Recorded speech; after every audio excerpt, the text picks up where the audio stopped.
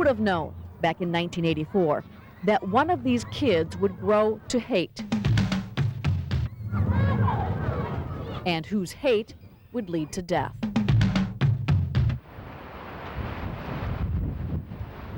At 21, Eric Banks was buried in a grave without a marker in the small Minnesota town of Harris, where he spent his childhood, playing hockey, hanging out with his sister, and making friends. And I seen him, and I gave him a big hug and everything. Adam Goffman was one of those friends. There wasn't really much to do in this town, but whatever there was to do, we'd do together, you know. Best friends? Yeah, for a long time. Did he ever say anything to you that would, that was hateful or racist? No, never. And yet, within a year of the two boys losing contact, Eric Banks had shaved his head and had begun engraving the symbols of the white power skinhead all over his body. This is a Viking warrior here. Why would Eric get involved in the skinheads? Eric's friend has a theory. I think they offered him a way to vent his anger, his fear. And was he angry? Oh, yeah. And he seemed to be searching for a sense of belonging. Eric's parents were divorced when he was 3, so he moved back and forth between 2 school districts. Despite that, he was very popular, especially with the girls. But he began to run with a crowd that was doing drugs. Eric did them too. Mohawksers. And then one night, while Eric was hanging out with friends on St. Paul's East Side, a group of skinheads approached. They said, "You guys want to go nigger bashing?" Eric's friends were scared. Eric was hooked.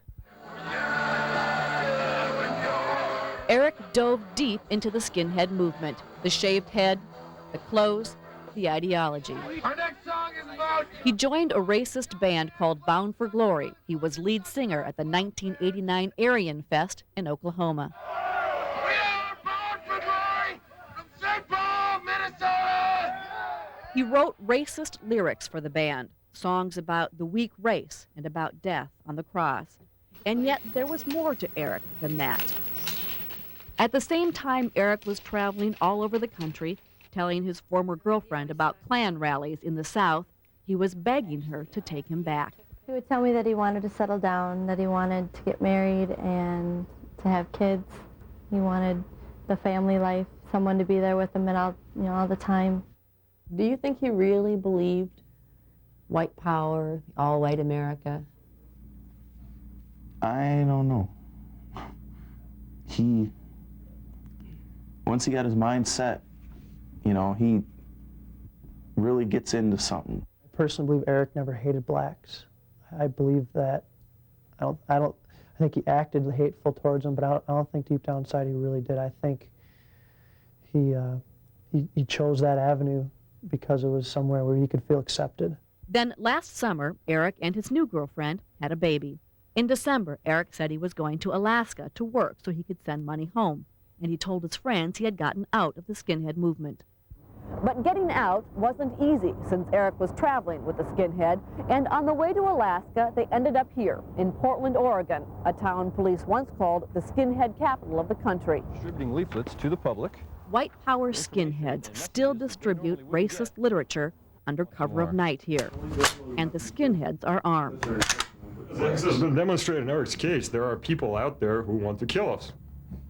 And that should be good enough reason for anyone to carry a weapon. The white supremacist skinheads say so-called anti-racist skinheads, the faction which opposes the white supremacist philosophy, have been threatening them for years. In fact, Eric ended up staying in Portland with a racist skinhead who had very recently been threatened.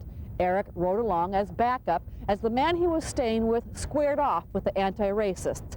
It was supposed to be an unarmed confrontation. The two groups met in an icy parking lot. Eric stayed in the car. One of the anti-racists fired several shots from a semi-automatic assault rifle into the air.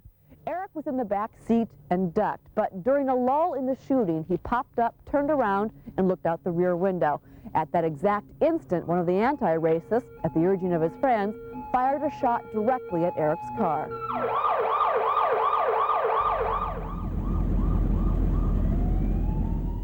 On January 1st, Eric Banks became Portland's first homicide of the new year.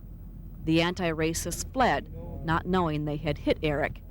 When police arrested the 20-year-old gunman and told him Eric was dead, he broke down and cried. White power. Ask Eric's family and friends who they hold responsible for Eric's death, and they'll say organized groups like the Klan and the White Aryan Nation, groups they say preach hate and exploit the anger and confusion of a boy looking for a place to belong. A W for white, a P for power. Ask Portland skinheads like Robert Hike, and he'll give you a different answer. Don't ask us why Eric died. You ask them why they killed him. Eric was never forced into any situation, that he did not feel comfortable going into. The skinheads say Eric died a martyr defending the white race. That statement infuriates the people who really cared about Eric. There are probably some people out there going, the guy deserved to die, Freedom, yes. Racism, no. The other skinheads are going, he died for the cause. That's good, he's a martyr. He died in the act of defending his beliefs and his race. And what are you feeling? I'm angry and hurt and in a way lonely. People worried about what Eric was getting into. Nobody did anything. It seemed like a phase. It seemed harmless. White power. White power. It wasn't. But then hate never is. For Dimension, I'm Trish Van Pilsum.